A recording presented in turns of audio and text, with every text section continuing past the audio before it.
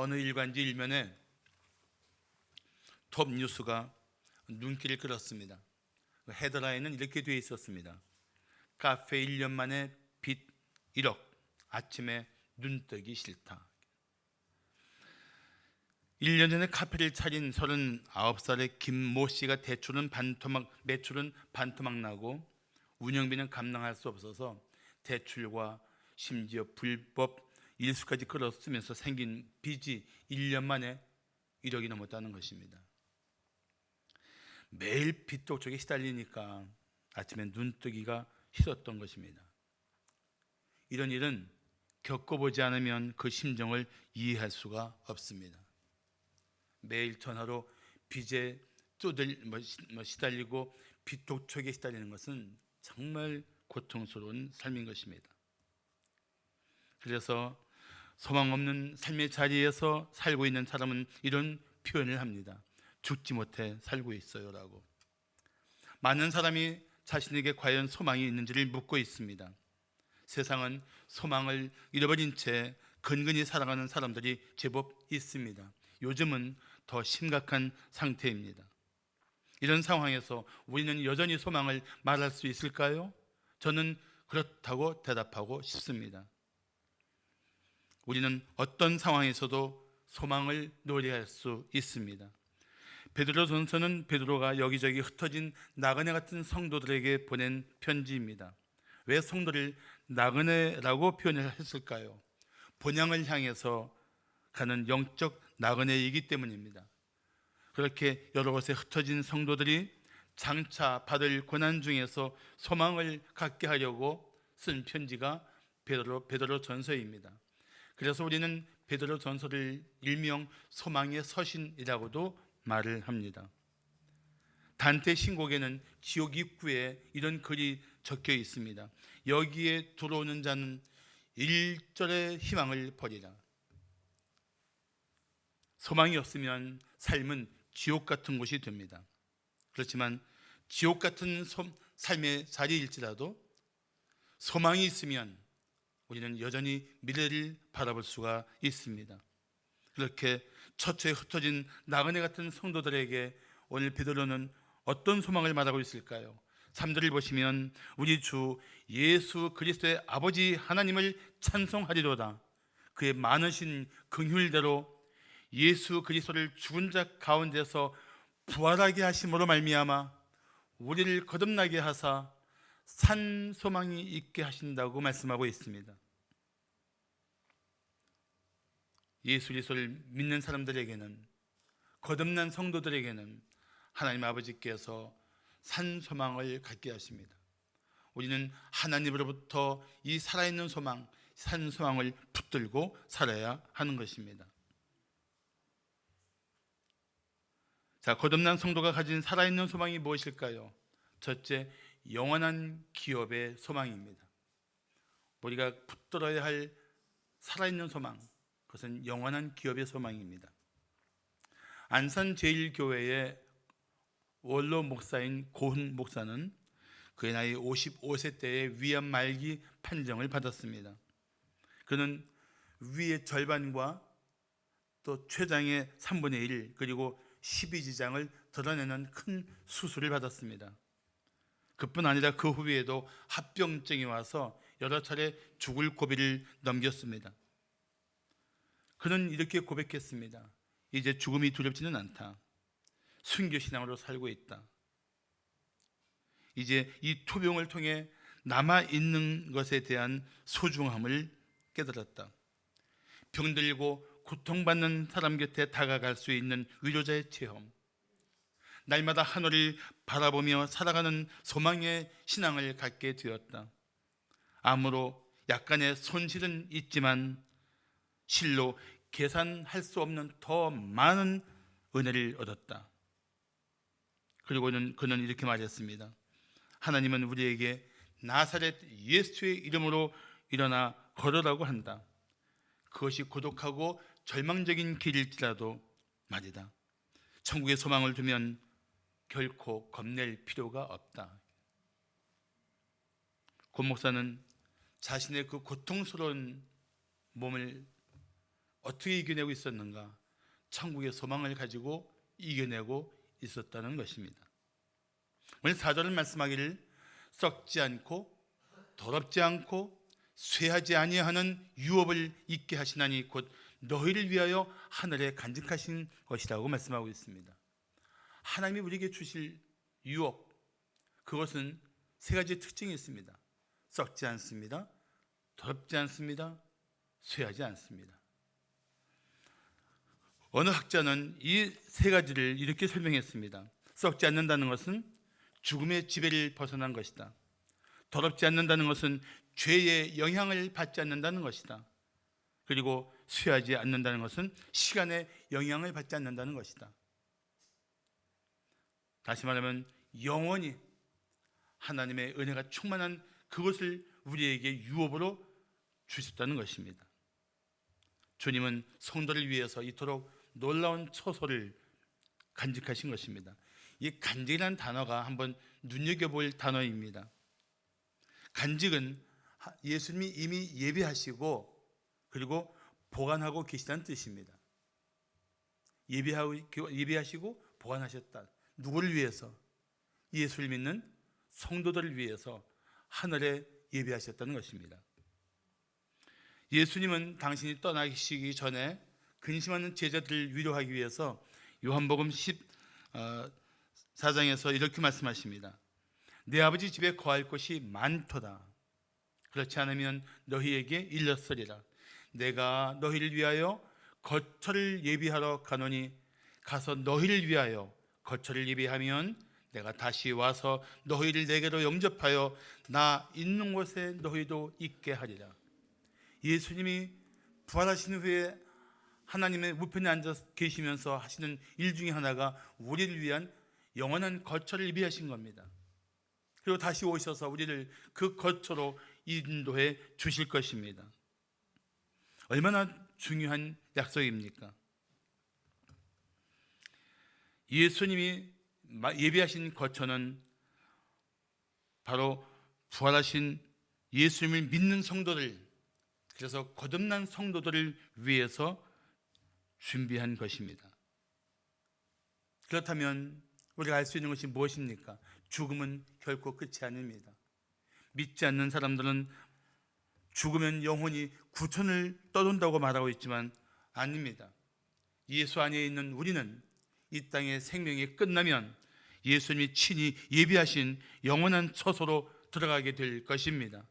결코 썩지 않고 더럽지 않고 쇠하지 않는 영원한 성도의 기업으로 우리는 가게 될 것입니다. 돌아갈 곳이 있으면 나그네지만 돌아갈 곳이 없는 사람은 방랑자입니다. 우리는 돌아갈 곳이 있습니다. 나를 위해 예비하신 예수님이 친히 예비하시고 간직하신 그 영원한 나라로 우리는 가게 될 것입니다. 이 사실이 얼마나 우리에게 소망이 되고 위로가 됩니까? 이 땅의 죽음이 끝이 아니다. 이 땅의 삶이 전부가 아니다. 이 고통스러운 순례의 과정이, 이 나그네 같은 인생이 전부가 아니다. 우리에게 돌아갈 영원한 기업이 있다. 이 사실이 얼마나 우리를 이 지치고 상한 자리에서도 다시 분발하여 일어나게 합니까?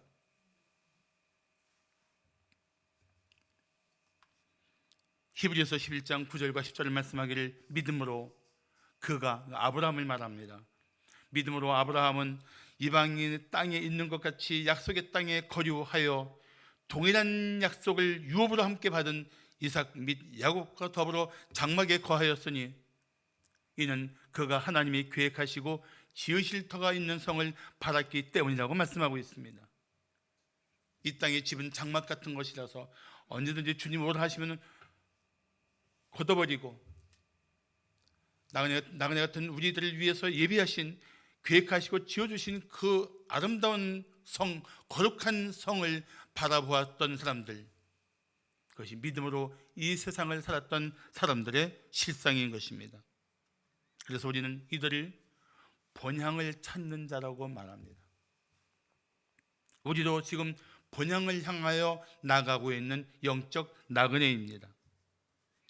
천성에 거할 처소가 있는 소망이 넘치는 사람들입니다.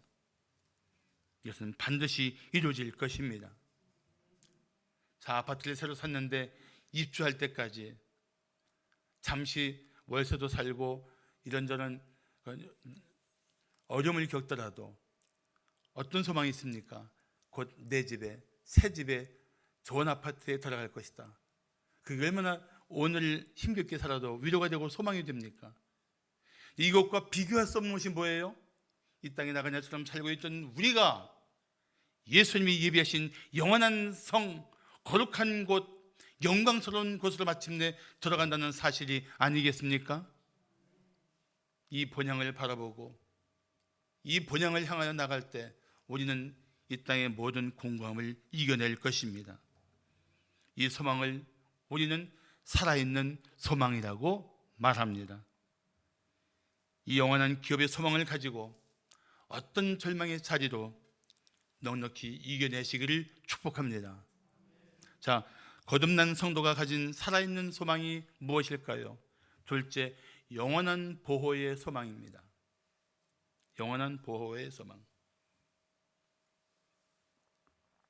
어떤 어린 아이가 혼자서 버스를 타고 가는 것을 보고 옆에 앉은 어른이 물었습니다. 혼자 버스를 타고 가면 무섭지 않니? 그러자 아이는 밝은 표정으로 무섭지 않다고 했습니다. 신통하게 여긴 어른이 다시 물었습니다. 왜 안 무서운데? 그러자 아이는 씩 웃으며 자랑스럽게 말합니다. 운전하는 분이 우리 아빠거든요. 뭐가 두렵겠어요? 아빠가 운전하는 차를 타고 갔는데. 그런데 우리가 살아가는 동안 우리를 보호하시고 있는 분이 있다는 사실을 믿습니까? 더구나 그분이 전능하신 분이라는 사실도 아십니까? 그렇습니다. 전능하신 하나님이 우리 삶을 끝까지 지켜주신다는 사실을 우리는 믿어야 합니다. 그리고 이 사실을 믿는다면 우리는 아무리 절망적인 상황이 있을지라도 소망을 노래할 수 있습니다. 오늘 5절은 말씀하기를 너희는 말세에 나타내기로 예비하신 구원을 얻기 위하여 믿음으로 말미암아 하나님의 능력으로 보호하심을 받았느니라고 말씀하고 있습니다. 하나님은 우리가 살아가는 동안 항상 우리를 지켜주시는 보호자이십니다. 전능하신 하나님의 손으로 우리를 보호해 주십니다. 얼마나 든든한 일입니까? 말세에 나타내실 구원에 이를 때까지 우리를 하나님의 능력으로 지켜주십니다. 이 얼마나 놀라운 약속입니까? 말세에 나타내실 때라는 말은 예수님이 다시 오실 때를 말하는 것입니다. 다른 말로 하면 예수님이 재림하실 때를 말하는 것입니다. 근데 왜 우리에게 보호가 필요합니까? 이 세상에 사는 동안 사탄의 공격과 유혹을 받습니다. 세상의 고난과 박해를 받습니다. 뜻하지 않은 온갖 시험을 겪게 됩니다. 그래서 우리는 보호가 필요합니다. 그래서 하나님은 그런 현실을 살아가야 할 성도들을 위해서 하나님의 능력으로 우리를 보호해 주신다는 것입니다. 그 일들은 우리의 믿음을 통해서 역사합니다. 우리 믿음 가운데 주님이 우리에게 그런 능력을 나타내 주신다는 것입니다. 그리고 마침내 주님이 다시 오실 때 우리는 영광 가운데 구원을 받을 것입니다. 오늘 5절 말씀에 보호하심을 받았느니라 하는 말씀은 현재 계속 진행되는 뜻을 가진 단어입니다. 살아가는 동안 지속적으로 보호하신다는 뜻입니다. 지속적으로 졸지도 않고 쉬지도 않고 우리를 눈동자같이 지켜주시는 하나님의 눈길과 손길이 우리 삶에 항상 함께 하시는 줄을 믿습니다. 그래서 신학자 벵겔은 이런 재미있는 표현을 했습니다. 기업은 간직하고 기업을 받을 성도는 보호하신다. 아주 좋지 않아요? 우리에게 주실 기업은 간직하시고 이 기업을 받을 성도들은 하나님이 항상 보호하신다. 저는 이 말이 너무나 마음에 감동을 주었습니다. 사랑하는 성도 여러분, 때로 절망의 어둠이 덮칠지라도 결코 절망하지 마십시오. 전능하신 하나님이 지금 당신을 보호하고 계십니다. 그런 상황에서 당신을 이 모든 상황에서, 모든 곤고함에서, 모든 기가 막힐 삶의 운동에서 능히 건져주실 주님께 믿음으로 간구하십시오. 그러면 주님이 그 능력으로 당신을 일으켜 주시고 보호하실 것입니다. 다윗은 그렇게 역사하신 하나님을 찬양했습니다. 시편 32편 6절과 7절을 보면 이로 말미암아 모든 경건한 자는 주를 만날 기회를 얻어서 주께 기도할지라 진실로 홍수가 범람할지라도 그에게 미치지 못하리이다. 주는 나의 은신처이오니 환난에서 나를 보호하시고 구원의 노래로 나를 두르신다고 노래하고 있습니다. 지난날에 겪은 사건들을 생각하면 정말 위험한 순간들이 참 많았구나 하는 생각이 듭니다. 참 내 힘으로는 도저히 이길 수 없는 그런 상황이 여기저기 함정처럼 깔려 있었구나 하는 생각도 하게 됩니다. 그런데 곰곰은 생각하니까 그 순간마다 그때마다 나를 보호하신 하나님의 손길이 있었던 것입니다. 사랑하는 성도 여러분, 우리가 살아가는 동안 때마다 하나님은 우리를 모든 위험에서 건져 주십니다. 지금까지 그렇게 하셨고 이후로도 그렇게 하실 줄로 믿습니다. 그 하나님께 감사하십시오. 그 하나님을 찬양하십시오. 그리고 그 하나님께 소망을 두십시오. 하나님의 능력이 항상 당신과 함께하고 계십니다. 할렐루야. 자, 마지막으로 거듭난 성도가 가진 살아있는 소망이 무엇일까요? 셋째, 완전한 구원의 소망입니다. 완전한 구원의 소망. 길을 가다 보면 공사 현장에 이런 안내판이 붙어 있습니다. 공사 중 통행에 불편을 드려 죄송합니다. 그런 안내판 보신 적이 있죠? 그런데 그 유명한 전도자 빌리 그레엄 목사의 부인이신 루스 그레엄 여사가 2007년에 하나님의 부르심을 받기 전에 자기 묘비에 이렇게 써달라고 직접 문장을 남겼습니다. 그래서 지금도 그 묘에 가면 묘비에 이런 문장이 새겨져 있습니다. 공사 끝. 그동안 참아주셔서 감사합니다. 왜 그런 말을 남겼냐면 살아가는 동안 자신의 부족함 때문에 상처를 주고 아픔을 주고 불편을 주었던 이웃들에게 난 이제 공사 끝났다고, 예수님 다시 오실 때 나는 공사가 끝난 온전한 존재로 일어날 것이라고 그 믿는 믿음을 남기고 싶었기 때문이라고 합니다. 우리는 이 세상에서 존재하는 동안 사탄과 싸우며 또 내 속에 있는 타락한 본성과도 싸워야 합니다. 그리고 세상의 유혹과도 맞서야 합니다. 때로 믿음으로 이길 때도 있지만 무력하게 넘어질 때도 있습니다. 그래서 우리는 그 실패한 삶의 자리에서 자신의 실상을 한탄하게 됩니다. 내 믿음이 이것밖에 되지 않는구나. 그런가 하면 거뜬하게 죄의 유혹을 이겨내고 크게 기뻐할 때도 있습니다.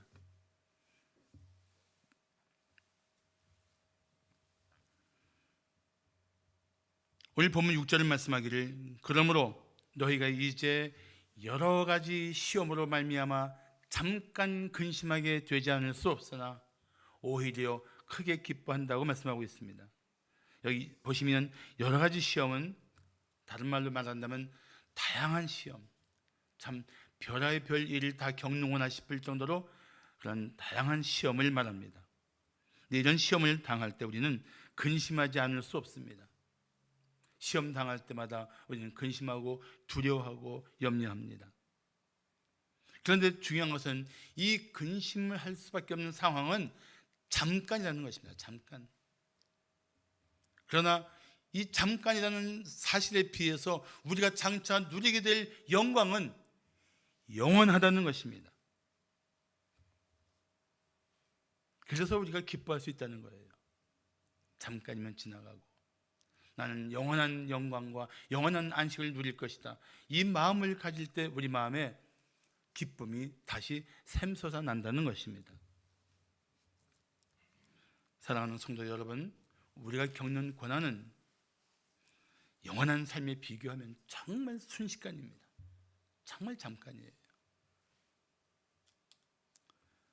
생각해 보십시오. 과거에 당신을 절망하게 했던 문제들이 있었지 않았습니까?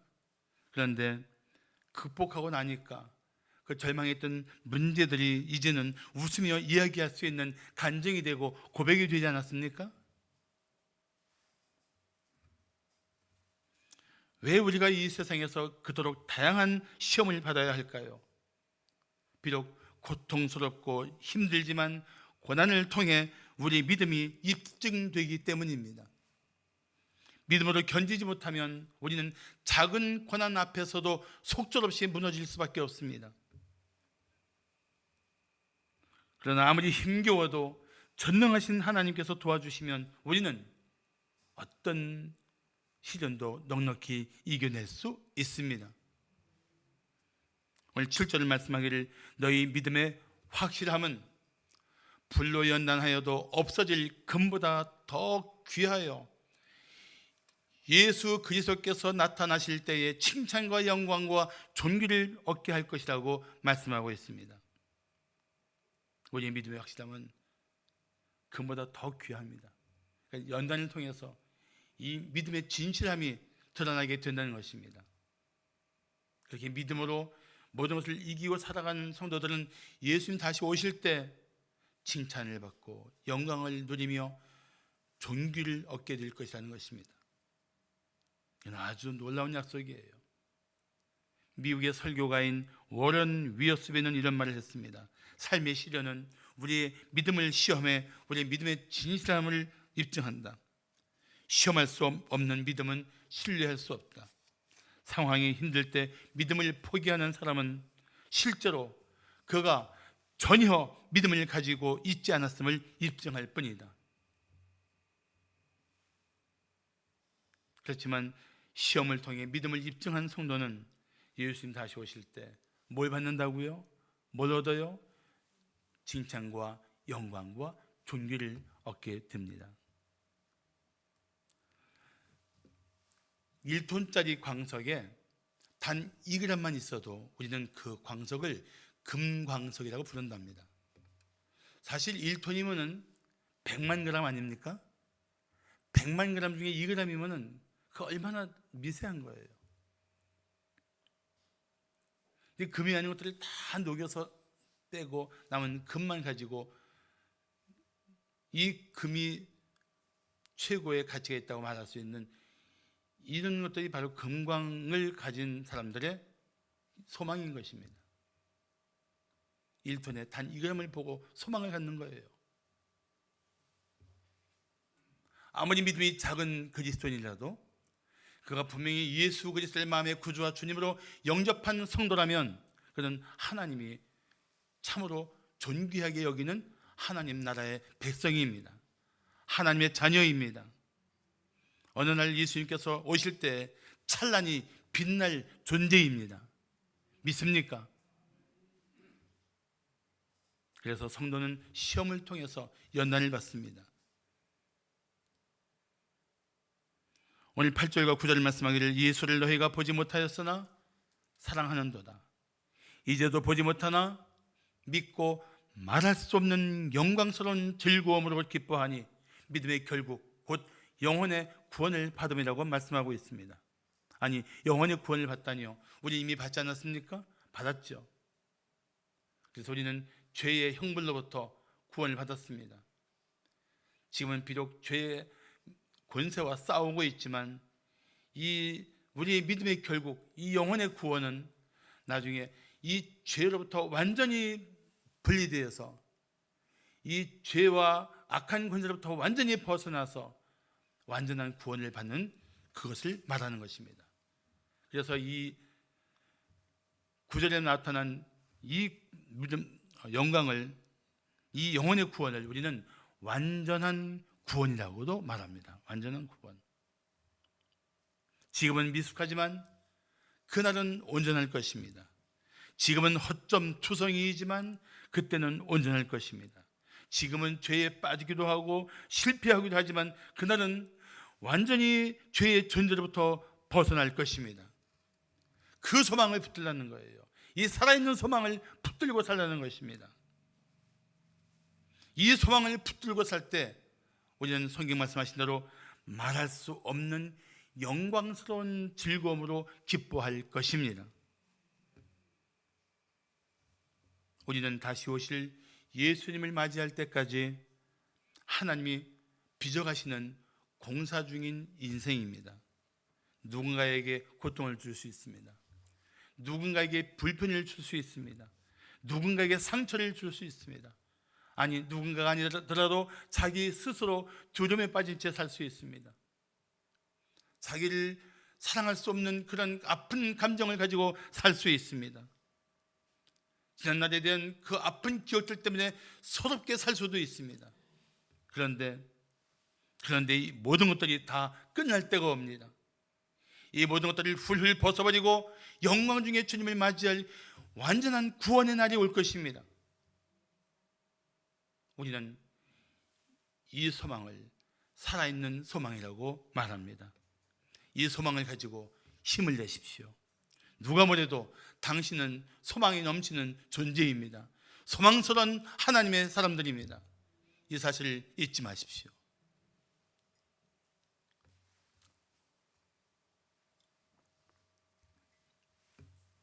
툴라라는 목사가 병원에 입원한 교우를 위해 치유 기도를 하는데 갑자기 기도 중에 그 교우가 목사의 손을 잡고 이렇게 속삭였습니다.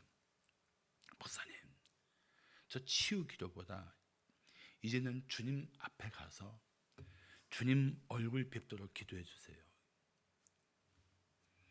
그 말에 큰 감동을 받고 목사는 집으로 돌아왔는데 마침 편지 한 통이 기다리고 있었습니다. 그 편지를 뜯어보니까 찬송시를 쓰는 보렉이라는 사람이 보내온 시 한 편이었습니다. 병원에서 교우에게 받은 감동이 아직도 잔잔히 그 마음 가운데 있는데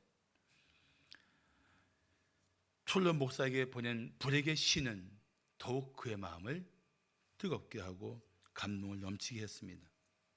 그래서 툴라 목사는 그 자리에서 보렉의 시에다가 곡을 붙입니다. 그렇게 만들어진 찬송이 오늘날 우리가 부르는 새 찬송가 489장입니다. 저 요단강 건너편에 찬란하게 베는 집, 예루살렘 새 집에서 주의 얼굴 배우리. 빛난 하늘 그 집에서 주의 얼굴 배우리. 한량없는 영광 중에 주의 얼굴 배우리. 4절은 이렇게 찬양합니다. 이 세상에 사는 동안 주의 일에 힘쓰고 썩을 장막 떠날 때에 주의 얼굴 배우리. 빛난 하늘 그 집에서 주의 얼굴 배우리. 한량없는 영광 중에 주의 얼굴 배우리. 이 찬송 아시죠? 저 요단강 건너편에 찬란하게 베는 집, 예루살렘 새 집에서 주의 얼굴 배우리. 그런 찬송이잖아요. 빛난 하늘 그 집에서 주의 얼굴 배우리. 한량없는 영광 중에 주의 얼굴 배우리.